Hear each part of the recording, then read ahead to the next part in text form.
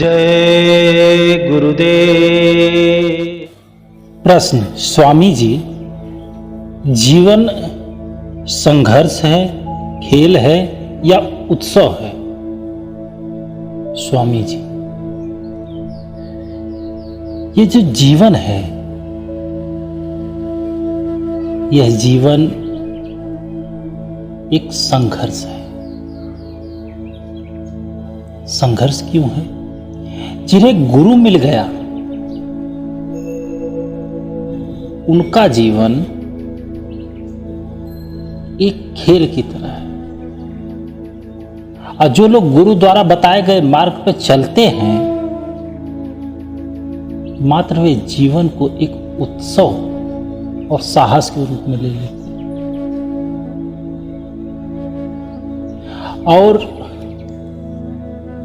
जिन्होंने जीवन में न गुरु किया, अपने हिसाब से चलने की कोशिश की, प्रयत्न किया, उनके लिए यह जीवन एक संघर्ष है। एक बार की बात है कि किसी गुरुकुल में 3 शिष्यों ने अपना अध्ययन संपूर्ण करने के लिए गुरुजी से विनती की कि उन्हें गुरुदक्षिणा में क्या दिया जाए, बताइए। गुरु ने पहले को मंद मत मुस्कुराया और फिर बड़े स्नेहपूर्वक कहने लगे कि मुझे तुमसे गुरुदक्षिणा में एक थैला भर के सूखी पत्तियां चाहिए, ला सकोगे? वे तीनों मन ही मन बहुत प्रसन्न हुए, क्योंकि उन्हें लगा कि वे बड़ी आसानी से अपने गुरु की इच्छा पूरी कर सकेंगे। सूखी पत्तियों को एकत्र करने के लिए वह जंगल की ओर गए, और जो पत्तियां बिखरी हुई थी, बड़े उत्साह से एक स्वर में गुरु जी का जयकारा लगाते हुए उन पत्तियों को उठाने के लिए चल दिए। अब ये तीनों शिष्य चलते चलते एक समीपस्थ जंगल में जा पहुंचे, लेकिन यह देखा कि वहां पर तो सूखी पत्तियां केवल एक मुट्ठी भरी ही थी। उन्हें बहुत आश्चर्य हुआ। वे सोच में पड़ गए कि आखिर जंगल में कौन सूखी पत्तियां उठा ले गया। इतने में उन्हें दूर से आता हुआ कोई किसान दिखाई दिया। वे उसके पास पहुंचकर बड़ी विनम्रता से याचना करने लगे कि वे केवल एक थैला भर के सूखी पत्ती देते। अब उस किसान ने उनसे क्षमा याचना करते हुए उन्हें यह बताया कि वह उनकी मदद नहीं कर सकता, क्योंकि उसने सूखी पत्तियों का ईंधन के रूप में पहले ही उपयोग कर लिया है। अब वे तीनों पास के बसे एक गांव की ओर बढ़ने लगे। हो सकता है कि उस गांव में कोई सहायता कर सके, यह सोच वहां पहुंचकर उन्होंने देखा एक व्यापारी बड़ी उम्मीद के साथ एक थैला भर के सूखी पत्तियां देने के लिए उनसे प्रार्थना करने लगे। लेकिन फिर एक बार उनका जो प्रयास था वो निष्फल हो गया।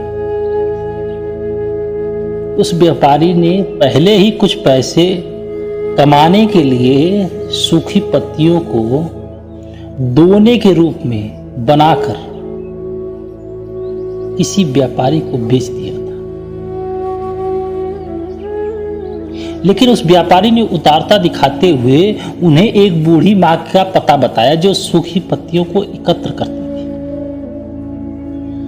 पर भाग्य ने यहां पर भी उनका साथ नहीं दिया, क्योंकि वह बूढ़ी मां तो उन पत्तियों को अलग अलग करके कई प्रकार की औषधि बनाया करती थी। अब निराश होकर वे तीनों खाली हाथ अपने गुरु के पास लौट गए। गुरुजी ने उन्हें देखा और स्नेहपूर्वक पूछा, पुत्रों, ले आए गुरुदक्षिणा? तीनों सर झुका लिए। गुरुजी दोबारा पूछे तो एक शिष्य कहने लगा, गुरुदेव, हम आपकी इच्छा पूरी नहीं कर पाए।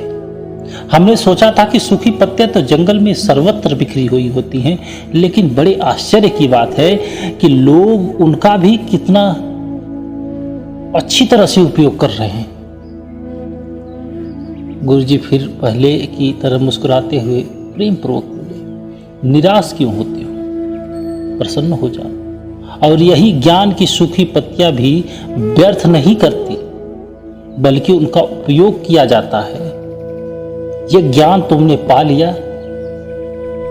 यही तुम्हारी गुरुदक्षिणा थी। तीनों शिष्यों ने गुरु को प्रणाम किया, खुशी खुशी अपने घर की ओर चल पड़े। वह शिष्य जो गुरु की कहानी एकाग्रचित होकर सुन रहा था, अचानक बड़ी उत्साह से बोला, गुरुजी, अब मुझे अच्छी तरह से ज्ञात हो गया कि आप क्या कहना चाहते हैं। आपका संकेत है कि वस्तुतः इसी ओर है कि न कि सर्वत्र दुर्लभ सूखी पत्तियां भी निरर्थक या बेकार नहीं होती, तो फिर हम कैसे?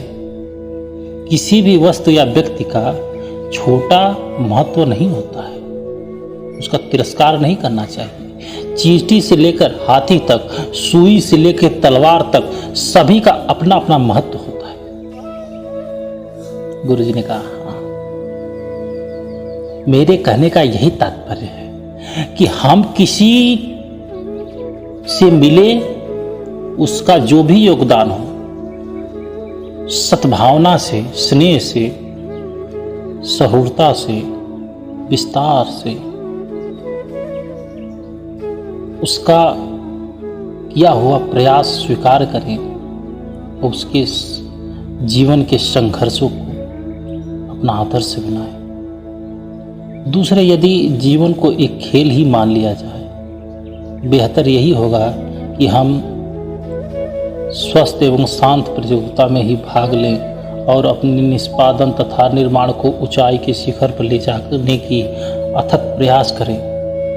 यदि हम मन, वचन और कर्म, इन तीनों ही स्तर पर इस पूरी कहानी का मूल्यांकन करें, तो यह कह सकते हैं कि सबके प्रति पूर्वग्रह से मुक्त मन वाला व्यक्ति अपने वचनों से कभी किसी को आहत नहीं कर सकता।